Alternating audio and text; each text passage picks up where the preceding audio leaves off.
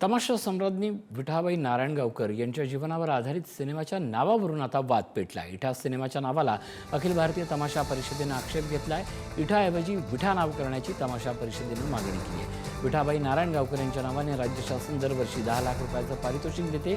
मग सिनेमाचं नाव बदलण्यामागचं कारण काय असा सवाल विचारण्यात आलाय। सिनेमाच्या नावामुळे तमाशा कलावंतांच्या भावना दुखावल्याचा आरोप होतोय। नावात बदल न केल्यास मुंबईतील सेन्सॉर बोर्डच्या कार्यालयाबाहेर निर्मात्यांच्या घराबाहेर आंदोलनाचा इशारा देण्यात आला। अखिल भारतीय तमाशा परिषदेचे अध्यक्ष संभाजीराजे जाधव यांनी हा इशारा दिला।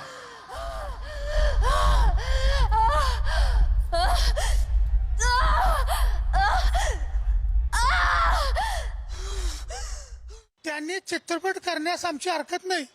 त्यांनी चित्रपट करत आहेत त्याबद्दल आम्हाला अभिमान आहे। राज्यातल्या तमाशा लोककलावंतांची मान उंचवलेली आहे, परंतु आमचा आक्षेप याच्यावरती आहे त्यांनी विठा किंवा विठाबाई असं नामकरण करावं तरच तो चित्रपट प्रदर्शित करावा, अन्यथा लवकरात लवकर नावात बदल न केल्यास मुंबईमध्ये मला माहीत आहे की केंद्रीय सेन्सॉर बोर्डाचं ऑफिस विभागीय कार्यालय आहे।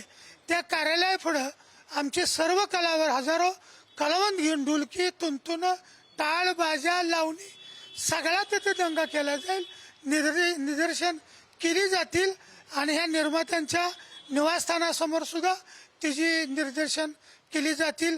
अतिशय भावना आमच्या या ठिकाणी दुखावल्यात। विठाबाई म्हणजे आमचं दैवत, महाराष्ट्रातल्या कलावंताचं आमचं आहे। त्या नावात बदल होणंच गरजेचं आहे, एवढीच विनंती आहे।